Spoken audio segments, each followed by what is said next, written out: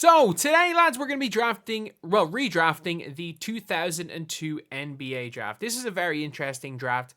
It was one of those drafts where it was like Yao Ming was the top pick in the draft, which was kind of an interesting one because nobody really knew what to expect from Yao, but you just could not turn down this 7'6", unbelievable, big with good touch and could move better than any 7'6" player.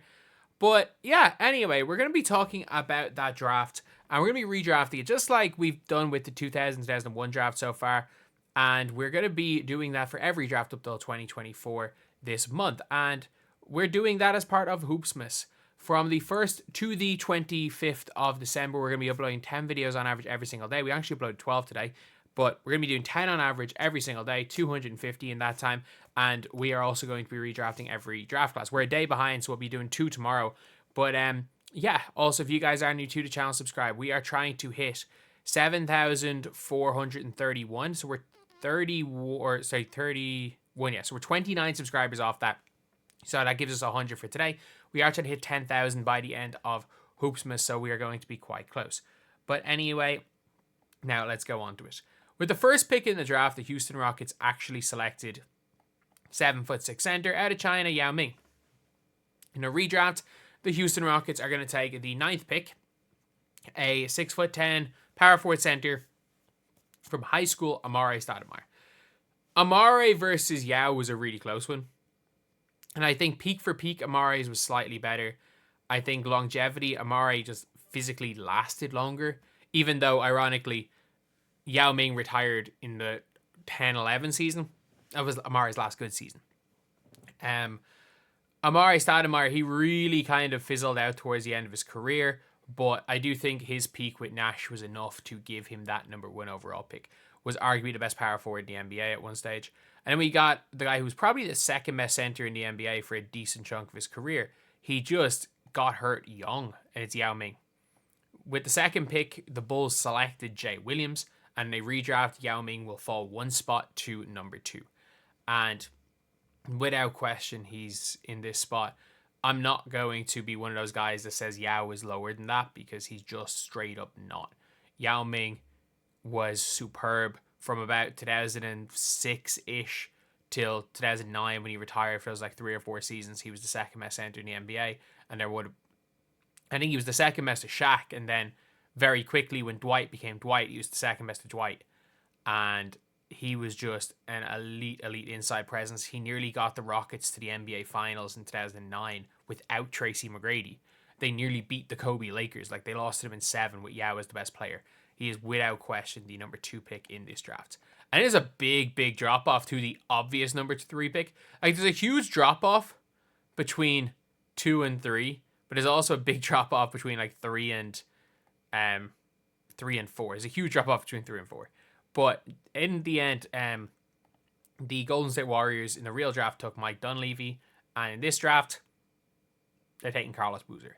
Carlos Boozer was like a perennial near 20 and 10 guy when he was with the Jazz. He was good for the Bulls. Was really good, especially that first year with the Bulls when he went there in the 2010 free agency. They wanted to get Dwayne Wade and LeBron and ended up with Boozer, but not like Boozer was still really good. Best known for using shoe polish or spray paint, I'm not sure which, on his hair. That's probably what Boozer's best known for, and his kids might end up being better than him. But I would still say when it comes to Carlos Boozer, he is without question the 3rd pick. He was an multiple-time All-Star when the West was stacked. So, like, that's not an easy thing. He's in here at number 3. And number 4, this just shows how big the drop-off is. For me, I'm going with the number 4 pick, Tayshaun Prince. So Tayshaun Prince was a starter for the Detroit Pistons when they won a championship in his 2nd season. He was the type of guy where it's like, I still think he would have started over Carmelo Anthony even if the Pistons drafted Melo that year. He was just the ultimate glue guy. A 6'9" lockdown wing, could hit a shot, could slash, never really did anything wrong. And 0-time All-Star, but he was on the Redeem team. Like, that has to stand for something. And Boozer was on that Redeem team too.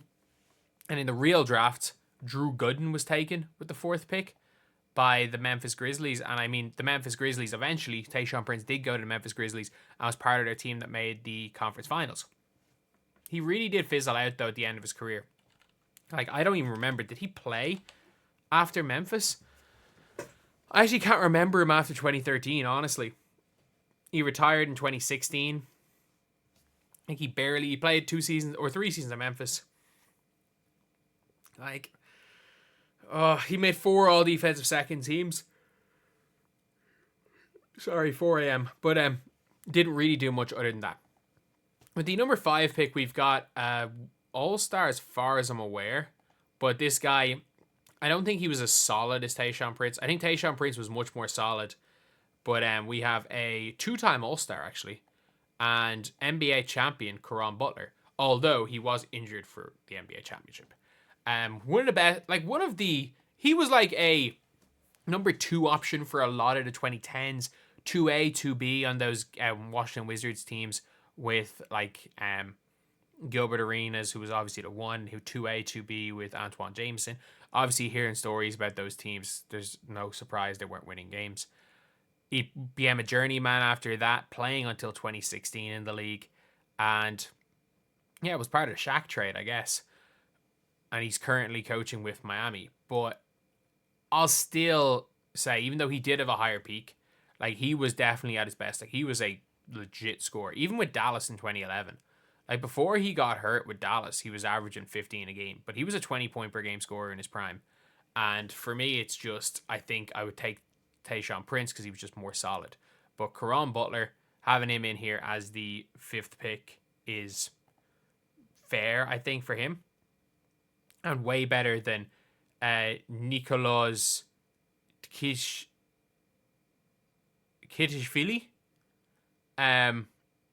who was actually taken with the 5th pick. Did that dude ever play an NBA game? Yeah, he did. He played a couple of NBA games, I guess. But a lot better than the actual 5th pick. And with the 6th pick, they took DeJuan Wagner.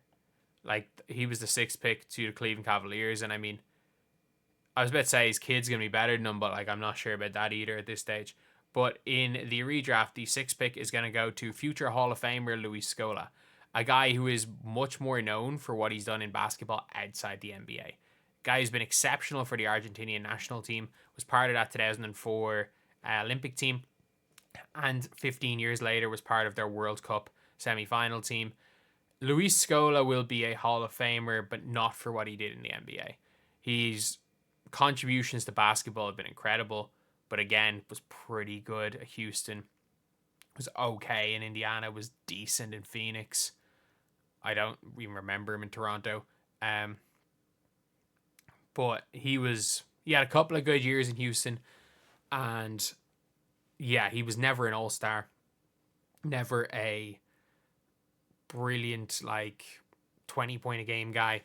But I do think he still probably in this draft goes number 6, because at number 7, I think it's a really close one here between 7 and 8. And I'm going to go Udonis Haslem at 7, who actually went undrafted. He went undrafted in 2002 draft, ended up with Miami. But I'm going to go Udonis Haslem purely because, like, yes, he is a 3-time champion. And a lot of people are going to say, oh, he kind of rode the bench. And he rode the bench in the last one, sure. He started a bit of that 2012 season, but, like, he was started on Dirk Nowitzki. Like, he did a really good job on Dirk Nowitzki. People talk about how bad Dirk was in the 06 finals, but it was Haslem that guarded Dirk in those finals. So we have to give Haslem some credit there. I think for longevity, for what he means to the Miami Heat franchise, he's going to have his number retired. He might get a statue there for what he's done as far as being part of a team. For the first 10 years of his career, he was an impactful player for the Miami Heat. He was a glue guy. He was an energy guy. He played defense. He would score if needed. And then for the next 12 years or so, he just kind of became a locker room presence, a de facto assistant coach. And we saw with Jared Dudley and the Lakers how important that role was to the teams. And he's not as talented as the guy I have at number 8, but I'm still going to put him at number 7.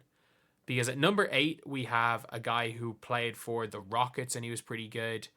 Played for the Wizards and was really nice. We got Nene Hilario. one of the most like forgotten about, one of the most underrated players in the history of the sport of basketball. Like, I'm not joking when I say that Nene with Denver, he was really good. And he was, and in the playoffs, he was ridiculous for 1 year. It was 2017 playoffs where he was ridiculous. But like, look at these stats for Nene's career. He just got forgotten about. He had nearly a 10-year stretch outside of like 1 year where he was injured of averaging double figures.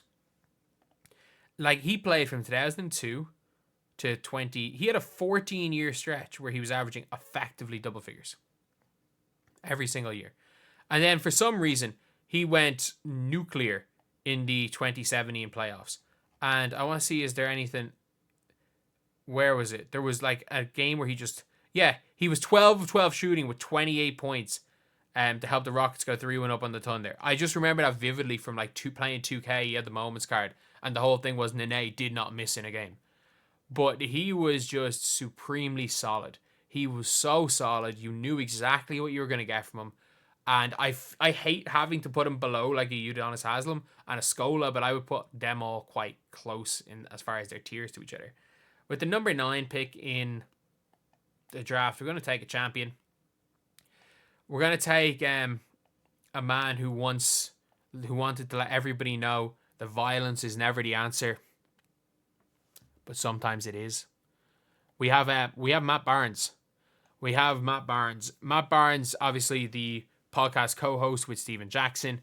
I really rate Matt Barnes as a player. I thought he was really good when he was with Golden State towards the end of his career. I thought there were different times in Matt Barnes' career where he was okay, times in his career where I thought he was really good. And I do think it's an interesting one. I still think he's 9th. I don't think there's anything like unbelievably spectacular about his career, but I'll say it that like Matt Barnes deserves to be 9th. And number 10 is the actual number 2 pick. And this draft was awful, by the way. Like, Nene actually went 7 in the actual draft, so he went down one spot, I guess. And Chris Wilcox was 8. Amare was 9. Butler was 10. But like after that, from like 10, this is one of those weird drafts where it's like, then you've got Jared Jeffries, Melvin Ely, Marcus Hyslop, Fred Jones. I don't know. I don't know again. Juwan Dixon, Curtis Borchardt, Ryan Humphrey, Kareem Rush, Quintel Woods. Quintel Woods, this guy is most famous for when he got pulled over in a car one time and he didn't have his ID, but he had his he had his car NBA player card, like Panini card, and he tried to show the card to the officer instead of his ID and be like, look, I'm an NBA player. I don't know. I'm pretty sure that was Quintel Woods. But the number 10 pick is it's Mike Dunleavy. I mean, he was a guy. He could shoot. He was tall. He was rangy. He could shoot. I guess he was a guy. Like, he was a guy for quite a while in his career. I think he had a couple of decent years in Golden State, but like, he was just a guy. But this draft was quite weak. So yeah, that is pretty much it. Like, we literally, in the 2001 draft, we had the likes of Shane Battier not make the top 10. And I'm not joking when I say this. I think Shane Battier might be pushing for 4 or 5 in this draft. Quite a bit of top talent in Amare and Yao. And then after that, in fact, we got Haslam at 7 is not great for this draft.